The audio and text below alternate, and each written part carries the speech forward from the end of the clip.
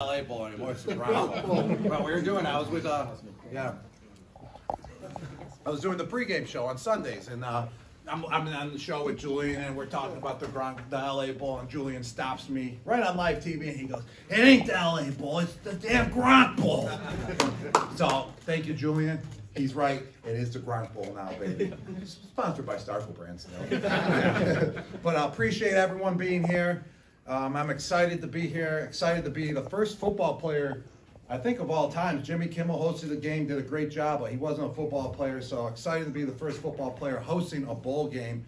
And what's very special about this game as well is that it was the very last game I played in at the University of Arizona was this bowl game when the conference matchup was in Las Vegas, and now it's here in LA at SoFi Stadium. So that's a cool, really full circle moment for myself. My quarterback, actually, who played in that game at the time, will be here as well. Willie Tuatama, he lives in San Diego. He's driving up for it. My brother had one of the touchdowns in the game as well. He's coming to the game, and a couple of my other teammates as well are coming to the game. And it's going to be a lot of fun. The atmosphere is going to be great.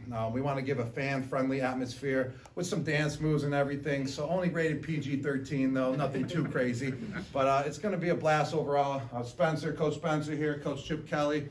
I mean, we've had battles before in the past. I think you were the offensive coordinator at Oregon at the time. Yeah.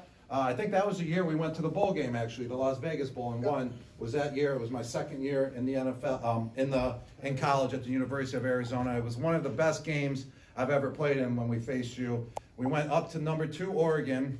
I think you guys were number 2 at the time, and you were the offensive coordinator. We were down 35 to like 4 or 3, or I don't even know how you get 4 points. But that's how bad we were doing at the halftime. And then my brother and I, we turned it up. My brother had about 80 yards. I had about 14 catches for about 140 yards. We came back, made it 42 to 42 or 45 to 42. It was 40.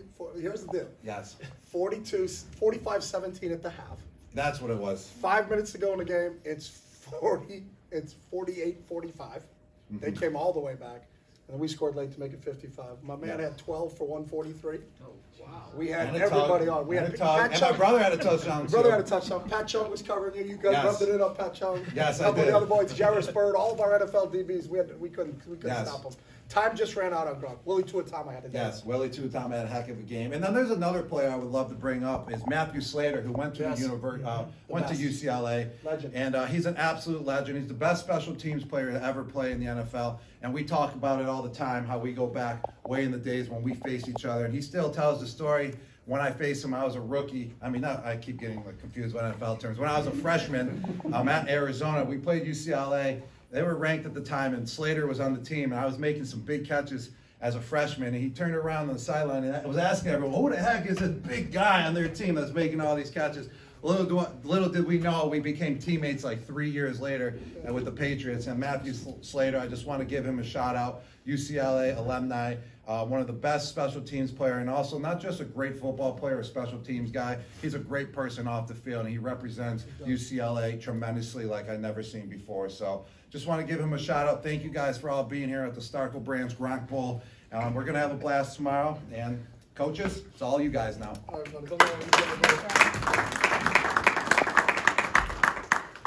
All right, coaches, come on up. We're going to get started. So if you have a question, please raise your hand, and I'll call on you in that order. Okay, we'll start with you in the front, and then we'll pass around mics so you guys can ask questions. We're going to kick it off with a few words from Coach Kelly and then a few words from Coach Danielson, and then I'll open it up for questions from there. Well, it's an absolute honor to play in the Gronk Bowl. Big fan of Rob, and I think it is special that he's the first player to have a college bowl game named after him. But it's really exciting for our team to be in Los Angeles, and the people at SoFi have been fantastic in the time. And I know our guys have had a great week, and the bowl people have been fantastic. Our kids have been juggling finals, so we were kind of going back and through a couple of things logistically, but the people that run the bowl were fantastic, and we're excited to play against a really good team in Boise State, who just won the Mountain West Championship. So I think it's going to be a heck of a game tomorrow. Yeah, I appreciate you guys' time for being here. I know our team is extremely excited and been through a lot this year, and being able to finish it against a great opponent, Coach Kelly, the UCLA Bruins, is going to be an awesome experience for our players, especially with our roster, a lot of our kids are from Southern California, so it's been awesome to be down here practicing. A lot of the parents are able to come through and see our kids, but just being able to finish this the right way for our university, for these seniors, it's been something we've been working our tail off, so excited for it. And great environment. It was awesome to meet Gronk earlier today. He's a lot bigger than I even thought. And our players, when he walked up, they started taking a bunch of pictures. So just that experience alone is just worth all of it. So really excited for our players. Great.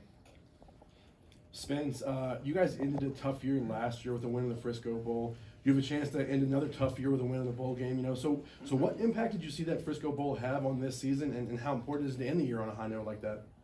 Yeah, every year at Boise State, I'm sure Coach Kelly has the same for his team, is to win the Mountain West Conference Championship and a bowl game. And being able to win the last one's a huge deal, not even just for recruiting and going forward. There are multiple players on our team that are not going to play football after Saturday. And so being able to finish that the right way for those guys, wearing the blue and orange for the last time, that's the legacy we want to finish. And I know Coach Kelly and their team is going to feel the exact same way. So that's the importance of this bowl game. One, it's another game we can play together. It's another game we can represent such a great university. But for our seniors, finishing the right way for them is a huge deal to us. Coach Danielson, how does it feel knowing that Mountain West has never lost his bowl game? And Coach Kelly, obviously Latu's not playing, but Boise State has one of the best edge rushers in the country, and Ahmed. So how has it been for you kind of game planning against him this week? Well, that's a first. I mean, at the end of the day, it's a new year, and what's happened prior to this is really irrelevant for our team and this matchup, and the respect we have for Coach Kelly, his team. I mean, you talk about a team that's going to be disciplined, play together, extremely talented, and they're going to be very well coached throughout the game. So we know it's going to be a huge challenge. We're excited for that. I know our players are excited for it, but we know the task at hand on Saturday. Yep. Okay. Me? What was the last part of the question? How does it feel? Like obviously Latu's not playing, but how has it been for you game planning against Ahmed for Boise State? He had 12 and a half sacks this year. Oh, yeah, he's an outstanding football player, and I think they do such a good job on the defensive side. Spence obviously leads it, Eric Chenander, and that whole group over there, and they put their players in positions to make plays. So we have to know where he is on every play, and we need to be aware of what we're doing in our protections, because you have somebody, if you have 12 and a half sacks in college football, you're a really good player, and we know he's a really good player. JTS KTVB, Spencer, you are breaking in a new quarterback conveniently for the final game of the season. What have you seen out of CJ Tiller this week, and have you made a final decision on who's going to be under center snap one tomorrow? Yeah, CJ Tiller will be our starter on Saturday, and he's earned it. He's had a great job the past couple weeks in practice, and he's not going to be perfect, but he doesn't need to be, and that's the biggest thing with him. And our offensive staff's putting a great game plan together, but we got to keep him in good situations too. And we know the defense we're going to be playing, they're going to be well coached, they're very talented, but we got to put CJ in the right spots. He's done a great job. And he's got a lot of good pieces around him. We got to play together. And when you play a great opponent like we're playing on Saturday, we have to play complementary football. Special teams, offense, defense. But excited for CJ. He's had a really good week of practice. He's done a great job controlling what he can control. He's been prepping. And we talk all the time about earning the confidence to play well. And he's earning that every day, every practice, every snap. And so he's had a good week. Bob Beeler, Boise State Radio. This question is for Coach Kelly. Your numbers against the run have been outstanding. So why have you guys been good against the run, and what do you see as the challenge of slowing down Genty and Helani? Yeah, I mean, that is the challenge. They have two outstanding running backs, and it's really schemed up really well too. So we have some talented players on our side of the ball, and our defensive coaches have done a good job all year long of putting those guys in positions to make plays. But I think it's going to be a strength against a strength, so that's going to be a big test for us tomorrow. Tracy McDaniel, BroomBlitz.com. Chip, what's the latest that you have on Carson Steele and his availability for this game? All of our availability, Trace, as you know, will be done on Saturday morning. So do you want me to finish it? Or because you know it's going to be done on Saturday morning when we meet with our trainers and do our final depth, and we'll get all that stuff tomorrow morning. So. Chip, you heard him talking about CJ Tiller. What's it like for you on the other side, the guy that's never thrown a college pass, starting in this game and kind of the unknown there? Well, we know who he is. He's a local kid from Southern California, and obviously really talented. So we understand his skill set. We watched him play in high school. Very talented player.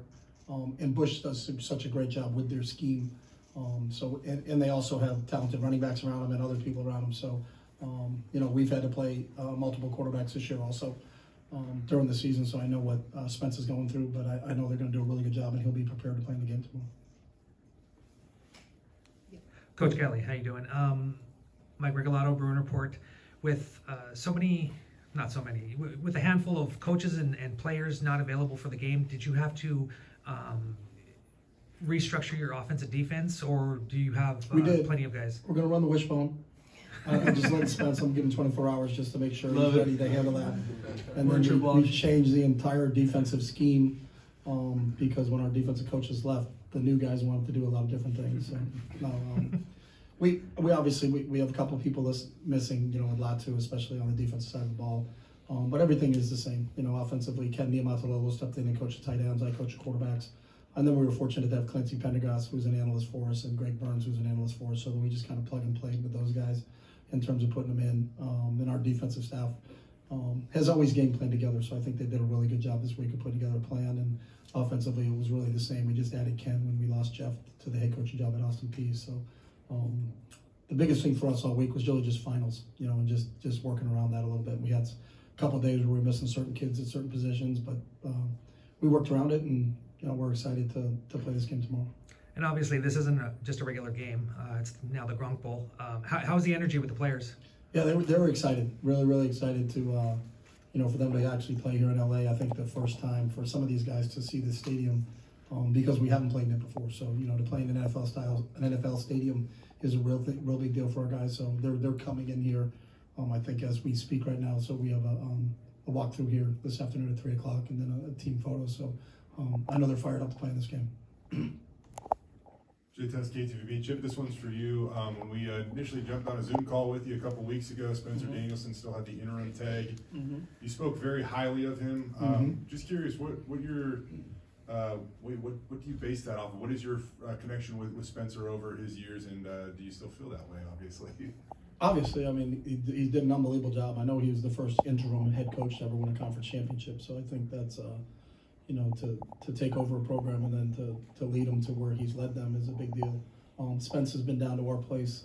We have a bunch of Mountain West coaches that work our camp in the off season.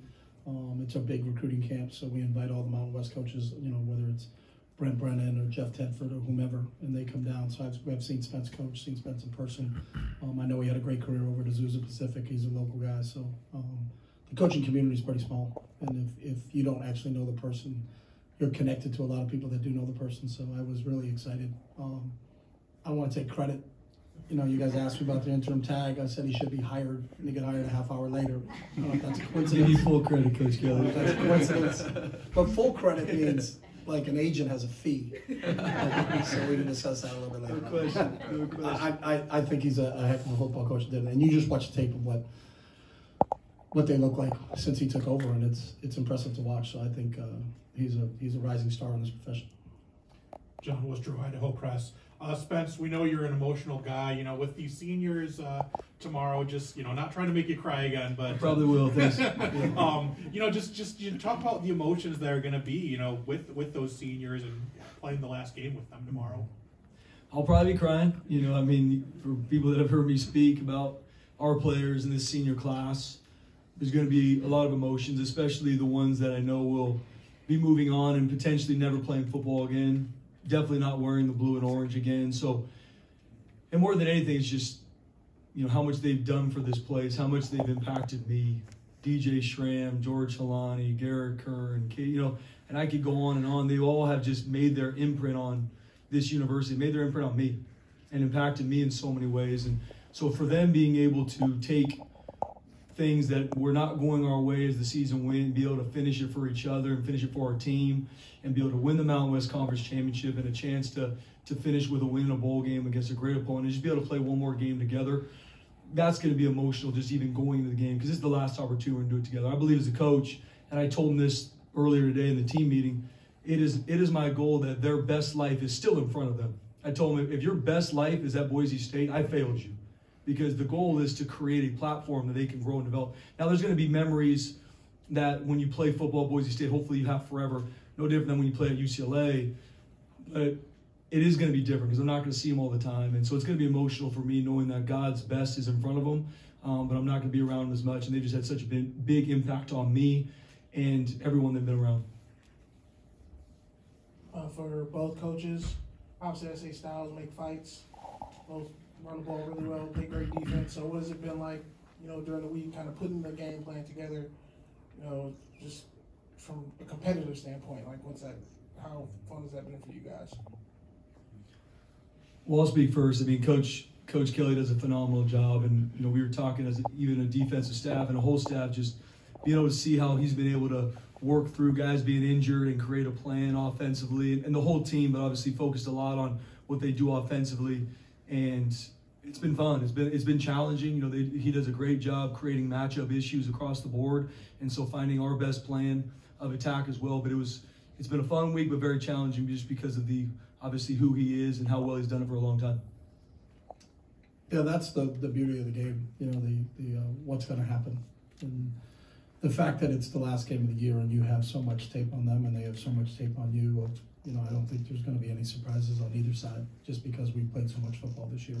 They played so much football this year. So our job has always been to put our players in position to make plays and then get out of the way and let them go play. So you don't want to complicate it too much for them. You want to give them a plan that they can be successful with, and then they gotta go out and execute. So that'll be the fun part to watch tomorrow.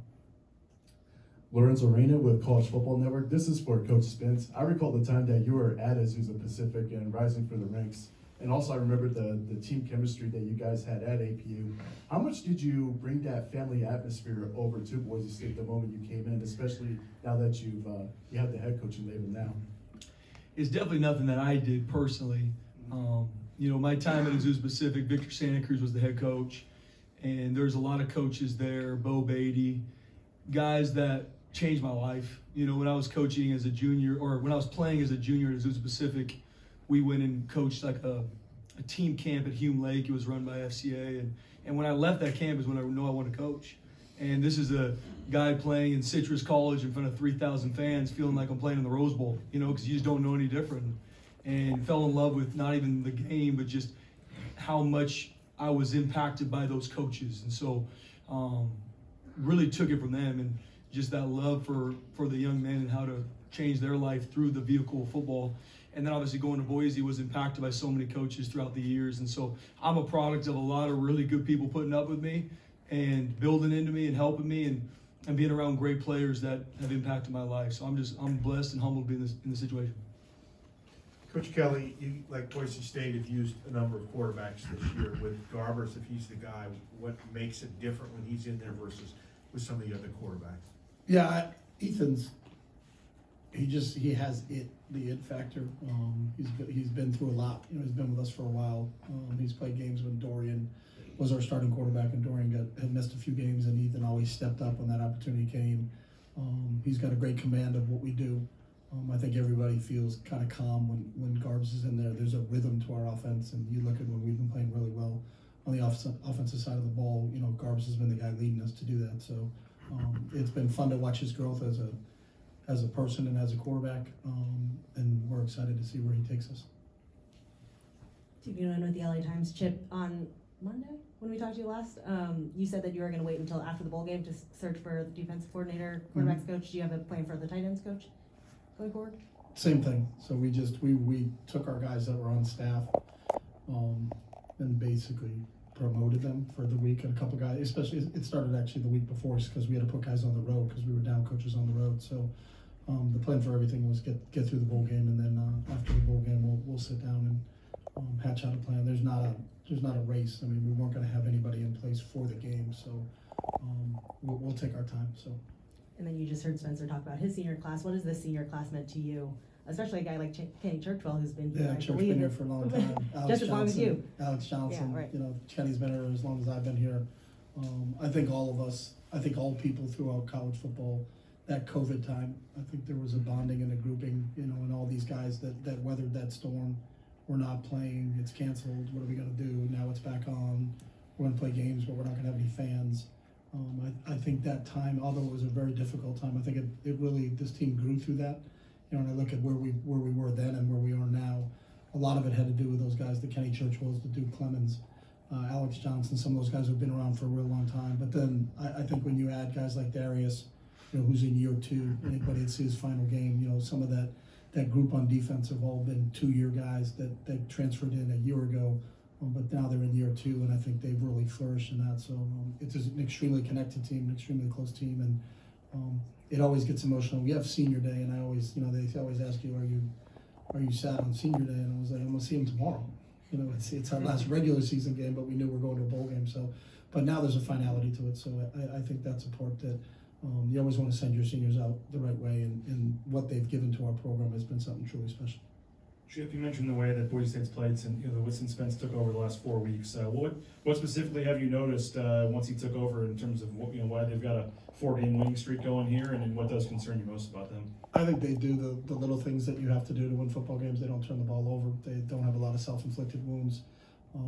They play downhill football. They're usually not behind in the chains. They're not in a lot of 3rd and longs. They're not in a lot of 2nd and longs. But they create a lot of 2nd and longs. They create a lot of 3rd and longs. So I think it's really complementary football in all 3 phases. And that's a mark of a really good football team. Coach Kelly, how does it feel knowing that this is your last bowl game as like a member of the Pac-12, and kind of what's going to be some of your lasting memories regarding this conference going into the Big Ten? My honest is it's sad. Like, a bunch of people couldn't figure out how to keep this conference together, and that's sad. This conference has been together since 1915, and that we're supposed to be the smart ones. I heard Kirk Ferentz talk in front of Congress when they were talking about realignment, NIL, and he said we have to be the dumbest people in the world. This is an amazing game, and we keep trying to screw it up. And I'm talking about the administrators and the coaches. It's on us. But the fact that there's not going to be a Pac-12 next year, the fact that Washington State is not going to be in a conference next year, the fact that Oregon State's not going to be in a conference we failed. And our job is to create opportunities for student athletes to be successful, and we didn't do it. So we are on a path where we're going into the Big Ten, and we're excited about that there. But I think we all own part of what happened, and it shouldn't happen. And the fact that Oregon State and Washington State aren't going to play in a conference that's not right. And the fact that there's not going to be a Pac-12, that's not right. But I didn't have much say in it either. So I got a lot of thoughts and a lot of ideas. Nobody really talks to me very much about that because they usually occur when I'm driving to work at 4:30 in the morning, and I got a lot of them. But I think we should get all the people that can affect this game, because it is such a great game. And they need to sit in a room and they need to figure this all out. They need to figure out transfers. They need to figure out NIL. They need to figure out conference realignment, because it's all about the students, athletes, and we have to make sure that that's the North Star that guides us, is that the student athletes are the ones that this should be focused on, not TV and money. So. And is there any hope that you might play like some of in the future, like Oregon State or Washington State, maybe not a conference? It's kind of weird to say, but. Yeah, it is weird to say, and I would love to play those guys. Again, we're in charge of getting first downs and stopping first downs, so there's not a lot of that stuff. I know we have a schedule for a couple of years, so we'll see what happens, but I would love to play. I think Corvallis and Pullman are 2 amazing places, and if you have an opportunity to play games there, that's what college football is all about. You go to play in Corvallis with that fan base, you go to play in Pullman with that fan base. That's an awesome experience for anybody to experience. JTS KTVB, I'm actually going to switch up my question now. Just because Chip. Is that his question? No, I was going to ask Spence's question, but you said that you might have some ideas. I know that picking one to attack in college football is almost impossible because there's so many. But what is the biggest issue that you might have right now, whether it be realignment, NIL, transfer portal, and what would your plan maybe be to try to solve it? I think they're all a problem, and I think we need to have a conference commissioner. I think football should be separate from the other sports. Just the fact that our school is leaving to go to the Big Ten in football, our softball team should be playing Arizona in softball. Our basketball team should be playing Arizona in basketball. But because football left, and they're saying, well, how do you do that? Well, Notre Dame's independent in football, and they're in a conference and everything else. I think we should all be independent in football. And you can have a 64-team conference that's in the Power 5, and you can have a 64-team conference in the Group of 5. And we separate it, and we play each other. You can have the West Coast teams, and then every year we play 7 games against the West Coast teams, and then we play the East. And we play Syracuse, Boston College, Pitt, West Virginia. Then the next year you play against the South while you still play your 7 teams. You can play a 7-game schedule. You can play 4 against another another division opponent, and you can always play against one Mountain West team every year, so that we can still keep those rivalries going. Not that I've really thought about this. Not that I've wanted to spend time on this. But I think if you went together collectively as a group and said there's 132 teams and we all share the same TV contract, so if the Mountain West doesn't have one and the Sun Belt doesn't have another and SEC has one and they have another, that we all go together, that's a lot of games, and there's a lot of people in the TV world that would go through it. You can sponsor each one. Instead of calling it Group of 5 and Power 5, you can call it Amazon, Nike, bid that out to things. You do a lot of different things. But I think if we still do the same thing and take all that money, and I would do this, and I think this needs to be done, that money now needs to be shared with the student athletes, and there needs to be revenue sharing. The players should get paid, and you get rid of NLI, and the schools should be paying the players, because the players are what the product is. And the fact that they don't get paid is really the biggest travesty. Not that I've thought about it. You need to get somebody on speakerphone on those 4:30 drives to work. Should. Spencer, kind of follow that up, I guess, not really, but the moment you remove the interim tag from head coach, I know you don't change, but how does your life change? And I assume there's got to be more handshakes and things like that you have to do that might take you away from football, at least for a little bit. I know, first off, Jay, I now officially have 2 suits when I used to have one that I bought because my brother got married this past summer. Probably a couple more pictures than normal, kind of stay out of the limelight guy, but obviously having the interim tag removed, and then like coach has been involved, a lot of recruiting, a lot of different things going on, so haven't really had a moment to sit back much and figure out some of the different parts of it. Our coaches, our staff, our players done a great job, because you go from winning the Mountain West Championship, being named the official head coach the next day, and then we're really into recruiting and kind of going through a lot of stuff. So it's been awesome, and the support at Boise State has been phenomenal. Bronco Nation's been phenomenal. There's just been a lot of things going on quickly, working with our staff, keeping our players, finding the right ones to bring in, and then preparing for a great opponent. So a lot of different things. I know it'll probably sink in a little bit more as we move through signing day into Christmas break and then into the new year. And in my mind, you know, I'm a intense, energetic, go-getter guy. So my mind's going through, kind of like Coach Kelly driving in at 4:30, going through some stuff. My mind goes a lot of different things that I'm excited to do and change and impact. But right now we're focused on playing UCLA, and we'll get to a lot of those things. All right, we have time for 2 more. I know one here. Chip, just because your defense ranked not only in the Pac-12 but nationally, were you a little surprised that the Pac-12 didn't honor more on either the first or second team outside of Darius and Latu? Yes. I mean, it is what it is, but we have some really, really good players over there, and it's tough, but you know, we try to worry about things that we can control, and sometimes those things you can't control. So, but I do think we have some good players that haven't got the notoriety that they need. Coach Danielson, how does it feel knowing that after this season, pretty much the Mountain West is really the only major West Coast conference left, and rather than try to fill the void of the Pac-12, how is the Mountain West kind of going to the future as really the last bastion of like West Coast football? Yeah, I mean, as a San Diego kid, coach is talking about, you know, I grew up watching Pac-10, they turned into the Pac-12, and you know, the different Mountain West schools that's changed throughout the years. So obviously college football is at an interesting place with the conference realignment and some of the different things we're talking about, where now you've got West Coast schools that are in a more of a Midwest to East Coast conference. So it's going to be interesting where college football goes from here. You know, I know for me, stepping in this role, it's control we can control, like Coach Kelly's been talking about, because a lot of these things we as coaches are not controlling. Now, we control how we impact our players.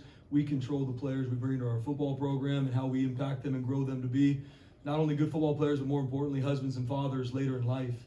So focused on that. The other stuff I can't control, I'm going to pray to the good Lord that we can continue to have an impact and make sure that this is an amazing game, that it will continue to be an amazing game to impact people and impact these men for the future, because that's everything. These 18 to 22-year-old kids are the future. And if we don't impact them the right way and train them up, then nothing matters. But I do want to see a lot of different changes and we believe in God for those things to happen in the future. Mountain West after dark. 8:30 kick. You guys take it. All right. Thank you, Coach Danielson, Coach Kelly. Appreciate your time. Thank you, guys. Appreciate it. Thank you. And